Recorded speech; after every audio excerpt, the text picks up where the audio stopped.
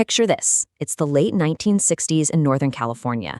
The Bay Area is absolutely alive, right? You've got young couples going on dates, families having picnics by the lake, taxi drivers working the night shift in San Francisco. It's this iconic era of peace signs, rock music, and quiet suburban nights. But nobody knew that somewhere out there, a man was planning something that would literally haunt this region, and honestly, the entire country, for the next 5 decades. Welcome to our explainer of the source material today, where we're unpacking a truly dark chapter of history. Because this man, he never gave police his real name. Instead, he just gave himself a title. In his letters, he boldly declared, "I am the Zodiac." So let's dive into this. We're going to walk through the complete story of America's most infamous unsolved serial killer. We're talking every attack, every letter, every twist, from the very first gunshot to the mystery that somehow, absolutely incredibly, remains officially unsolved even today in 2026. To really understand how this terror began, we need to set the scene. The date is December 20th, 1968. It's a freezing cold winter night in Vallejo, California. And on the outskirts of town, there's this stretch called Lake Herman Road. It was a well-known lover's lane, just a quiet, secluded spot where teenage couples would park their cars and hang out, completely away from prying eyes. Section 1. The Lake Herman Road Murders. So that night, 2 high schoolers came out there for what was actually their very first date together. You've got David Faraday, who was 17, just a friendly, super well-liked kid, and his date, Betty Lou Jensen, 16 years old, described by her friends as really sweet and maybe just a little shy. They had only recently started seeing each other. So they parked David's car in this gravel turnout, just talking, enjoying the evening. But then, investigators believe it was somewhere close to 11 p.m., another car pulls up right nearby. A figure gets out, walks over on foot, and guys, there was no warning, no confrontation, no argument. The attacker just opens fire directly into the car. Betty Lou was totally terrified. She threw open the door and tried to run. But tragically, she didn't get far. She was shot 5 times in the back and collapsed just a few feet away. David was shot once in the head while he was still inside the car. A passerby found the horrific scene shortly after and called for help. David was still alive when help arrived, but passed away on the way to the hospital. Betty Lou was already gone. When detectives arrived, they found a scene that was just deeply, deeply puzzling. I mean, think about it. There was 0 evidence of a robbery, no sexual assault, and absolutely no known connection between the killer and these 2 kids. It looked completely random, and honestly, that randomness is exactly what made it so terrifying. The police basically had nothing to work with. No fingerprints, no description of the getaway vehicle, and certainly no motive. So for months, this brutal double murder just sat there as an unsolved, seemingly isolated case. Nobody had any idea that this was only the beginning. But the real turning point? That happened on July 4th, 1969, Independence Day. Exactly 6.5 months after that first attack, the killer struck again in Vallejo. This time it happened in a golf course parking lot at a place called Blue Rock Springs. Another young couple was sitting together in a parked car just after midnight. You had 22-year-old Darlene Farron, a waitress at a local diner who was married and had a young daughter. Her companion that night was 19-year-old Michael Mageau. Around 12:30 a.m., a car pulls into the lot, parks right near them, then pulls away, only to come back minutes later. A man gets out, walks up to the passenger side holding a flashlight, and without saying a single word, opens fire with a semi-automatic pistol. Both Darlene and Michael were hit multiple times. And then the gunman starts walking back to his car, but, and this is a seriously chilling detail that becomes important later, he actually turns around, walks back, and fires even more shots into both victims before finally taking off. Section 2. The Zodiac emerges. Darlene tragically died at the hospital a short time later. But Michael? Miraculously, Michael survived his wounds. And because he survived, he was able to do something nobody else had done: give police a physical description. He told them the attacker was a stocky, heavy-set man, roughly 26 to 30 years old, with curly or wavy brownish hair. Finally, for the very first time, the police actually had something to work with. But right here is where the story takes a truly sinister turn. Just about 40 minutes after the shooting, a man actually calls the Vallejo Police Department.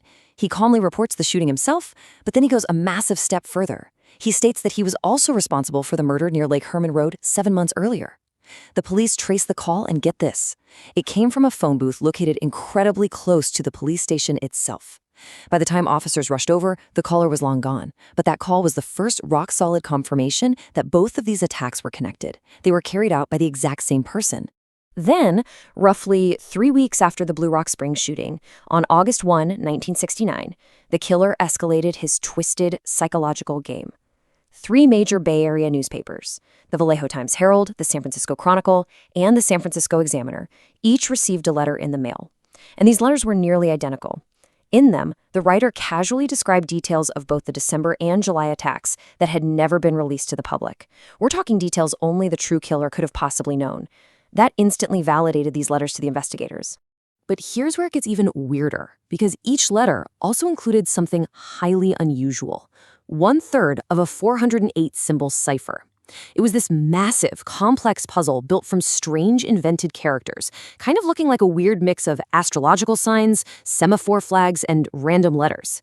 It's almost like these were the celestial blueprints of his grand dark design. And he demanded that the newspapers print this cipher right on their front pages, explicitly threatening to go on a quote-unquote killing rampage over the coming weekend if they refused. So the papers, working really closely with the police, obviously chose to publish the ciphers. And the public? They were instantly obsessed. Just a few days later, a high school teacher named Donald Hardin and his wife, Betty, who, by the way, were just amateur code breakers working from their living room, actually successfully cracked the 408-symbol puzzle. The decoded message was just a rambling, deeply disturbing glimpse into the dark mind of a killer. But crucially, despite his earlier promises in the letters, the cipher absolutely did not reveal his actual identity. So, what does this all mean for us? The crucial point here is what we can learn from these defining early moments of the case. The key takeaways from the source material are pretty clear. We're looking at a killer who intensely craved the spotlight. He actively, mockingly taunted the police, practically begging them to try and catch him. And he introduced this completely unique brand of terror to the Bay Area, mixing entirely random, unprovoked violence with these bizarre, cryptic psychological games. I want to leave you with a chilling thought to ponder today. Despite the cracked codes, the survivor's eyewitness description, the arrogant phone calls, and all those letters, this killer never gave his real name. He just vanished right into the fog of history. So you really have to ask yourself, how does someone commit such brazen, horrific crimes, communicate directly with the media and law enforcement, and still completely slip away? The terrifying mystery of who the Zodiac truly was remains officially unsolved, even today. We're going to dive right into this chilling sequence of codes, brutal attacks, and taunting letters that literally paralyzed Northern California. Now, while the name Zodiac is instantly recognizable all over the globe today, even if it was sometimes misspelled in his own cryptic messages, as we're looking at here, it actually started out as this terrifying high-stakes puzzle. The killer demanded that newspapers print his cipher right on their front pages. And this cipher was bizarre, resembling this wild mix of astrological signs, semaphore flags, and letters. He threatened that if they refused, he was going to go on a killing rampage over the coming weekend. So the papers, working directly with the police, published the ciphers. And then, no way, just days later, a school teacher named Donald Hardin and his wife Betty Hardin, who were just amateur code breakers working from their home, successfully cracked the 408-symbol cipher. Now, it didn't reveal a name, unfortunately, but it did reveal something deeply disturbing, a rambling message entirely about the killer's motive. He described just how much he enjoyed the act of killing, comparing it to hunting, the most dangerous animal of all, man, and claiming that his victims would actually become his slaves in the afterlife. It was in a follow-up letter, shortly after this, that the killer first signed off using the exact name that would define him for the next 50 years. He wrote, "I am the Zodiac." His actions in the real world were just as calculated and brutal as his letters. Take Lake Berryessa, for example. It was a super popular spot for swimming and picnicking. On this one Saturday afternoon, 2 college students, 20-year-old Brian Hartnell and 22-year-old Cecilia Shepard, had gone out there together just to relax and study. While they were sitting on a blanket near the shoreline, they noticed a man approaching from the tree line. And his appearance was straight out of a nightmare. He was dressed in this bizarre black executioner-style hood that fully covered his head, complete with cutout eye holes. He also wore this bib-like front panel bearing a white crossed circle symbol, a design that looked exactly like crosshairs. He was wearing all dark clothing and carrying a semi-automatic pistol, plus a sheath knife. He calmly walked up and told them this story about being an escaped convict from a prison in Montana, saying he needed money and a car. But first, he said he needed to tie them up so they couldn't alert anyone while he got away. He actually offered to tie Cecilia first, gently reassuring them that he only intended to tie you up and take your car. Believing they literally had no other choice, Brian let the man bind his hands, and then the man bound Cecilia's too. But once both of them were fully restrained and entirely unable to defend themselves, the man's demeanor changed in an instant. Without any warning whatsoever, he pulled out that knife and began stabbing them repeatedly. He attacked Brian first, and then turned to Cecilia, continuing his attack on her with even greater violence. It's absolutely chilling. He then just calmly walked back to his car. But along the way, he took the time to write a message right on the door of the victim's vehicle using a black marker. He drew that same crossed circle symbol, along with the exact dates of his 3 previous attacks. A fisherman out on the lake actually heard the screaming and called for help. Both victims were airlifted to the hospital. And while Brian miraculously survived after undergoing extensive surgery, Cecilia, despite the doctor's absolute best efforts, tragically died 2 days later from her injuries. This horrific attack gave the police their most detailed physical description yet. And that crossed circle symbol from the car door, that would go on to become the single most recognizable image associated with the Zodiac for the next half-century. Fast forward just 2 weeks later, October 11, 1969, San Francisco, California. The investigation is about to take a massive turn. Paul Stein, who is a 29-year-old cab driver and a part-time graduate student, picked up a passenger near Union Square. The passenger directed him to Washington Street over in Presidio Heights, which is this really quiet, upscale residential neighborhood. Once there, for reasons that remain entirely unclear, the passenger shot Stein once in the head at close range. But here's where it gets even more bizarre. The killer then did something he had never done before at a crime scene. He actually got out of the car, tore a strip of fabric right off the victim's blood-stained shirt, and kept it as a twisted trophy before calmly walking away on foot. But this time, unlike before, there were witnesses. A group of teenagers in a nearby house actually saw a man leaving the scene. They immediately called the police, giving a really clear description. A white male, heavy-set, wearing glasses, and dressed in dark clothing. Now, you won't believe this, but a patrol car actually passed right near the suspect shortly afterward. But they didn't stop him. Why? Because an earlier radio dispatch had mistakenly described the suspect as black. This unbelievable error caused the officers to completely overlook a man who perfectly matched the real, correct description. He literally slipped right through their fingers. Working off those eyewitness accounts, the police were able to create a composite sketch. You know the one, the image showing a stocky man with short hair and glasses. To this day, that sketch remains the absolute most iconic visual representation of the Zodiac killer. Now, the murder of Paul Stein was actually the last one definitively and officially attributed to the Zodiac. But if you think he just quietly went away after October 1969, you'd be wrong. Even though the physical killings seemed to stop, the killer absolutely refused to disappear. Instead of laying low, he weaponized the mail.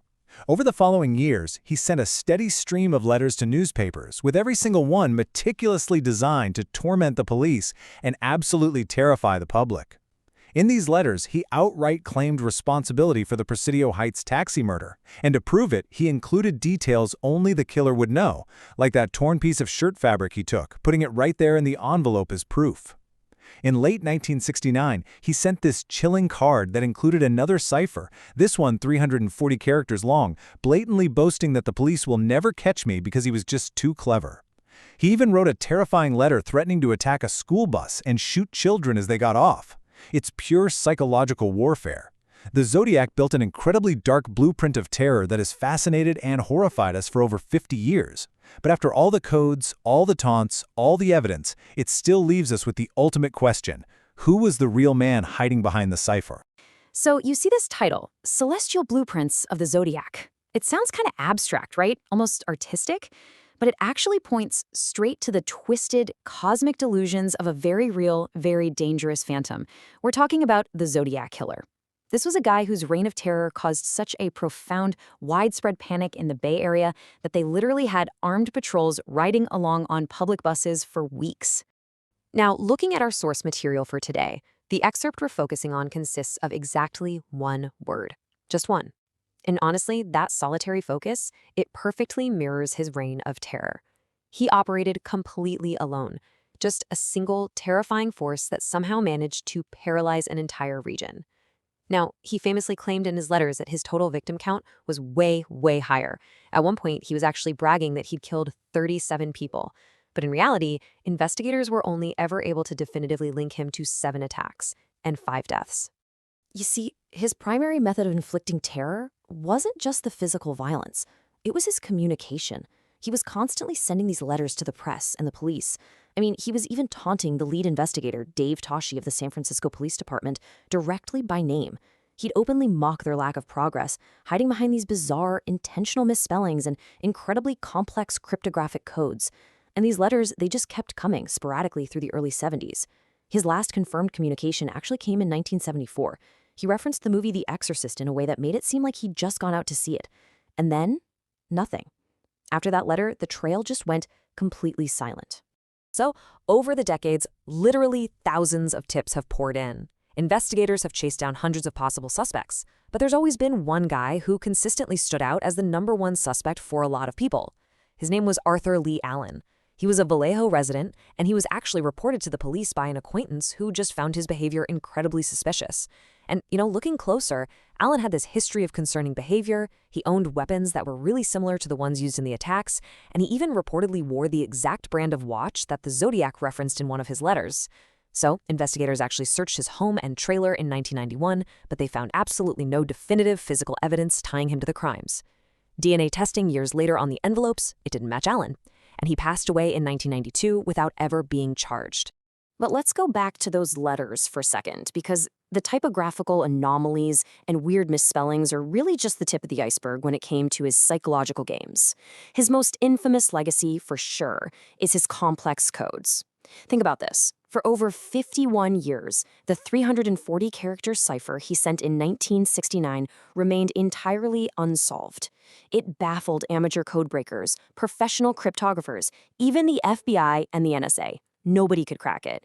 It wasn't until December 2020 that a team of 3 independent guys, an American software developer named David Orenchak, an Australian mathematician named Sam Blake, and a Belgian programmer named Jarl van Eyck, finally broke it. They used this specialized software they'd literally spent years building.